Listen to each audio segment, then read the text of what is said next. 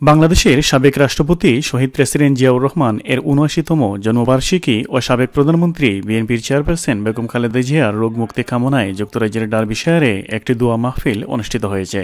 গত সোমবার রাতে ডার্বিশায়ারের খারি লাউঞ্জ রেস্টুরেন্টে এই সভা অনুষ্ঠিত হয়। এর আয়োজন করে ডার্বিশায়ার জাতীয়তাবাদী ফোরাম। সবাই ডার্বিশায়ার স্থানীয় বিএনপি নেতাকর্মীদের পাশাপাশি ওয়েস্ট মিডল্যান্ডস বিএনপি ও এর অঙ্গ সংগঠনের নেতাকর্মীরা উপস্থিত ছিলেন। এতে প্রধান অতিথি হিসেবে উপস্থিত ছিলেন যুক্তরাজ্য বিএনপির যুগ্ম সম্পাদক সুজাতুর রেজা।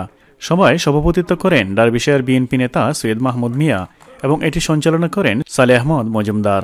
সবার শুরুতেই পবিত্র কুরআন থেকে তেলাওয়াত করেন জুনায়েদ তালহা আহমেদ মজুমদার।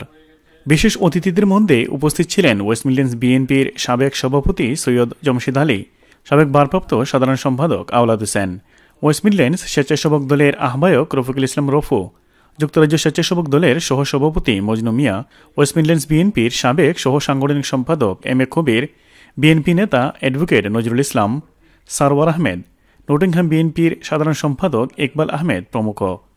সভায় ডার্বিশায়ার বিএনপি নেতৃবৃন্দ ও কমিউনিটি ব্যক্তিত্বদের মধ্যে উপস্থিত ছিলেন রশিদ আহমদ মজুমদার, আব্দুল ওয়াদুদ, আব্দুল আজিজ, আবিদুর রহমান, মুজিবুর রহমান, মতবির রহমান, সুহেল আহমেদ, হাসান আহমেদ, আব্দুল মুহিত, জাকারিয়া, সৈয়দ সেলিম, জয়নাল আবেদিন, জামিল, মাহবুব আলম, মিনহাজ আহমেদ, দিলশাদ মিয়া ও হাফিজুর রহমান সহ অনেকেই। সবার শেষে শহীদ প্রেসিডেন্ট জিয়াউর রহমান এর রুহের মাগফিরাত এবং বেগম খালেদা জিয়ার আরোগ্য কামনায় এবং দেশ ও জাতির সমৃদ্ধি, শান্তি ও উন্নতির জন্য বিশেষ মোনাজাত পরিচালনা করা হয়। NTV, Europe.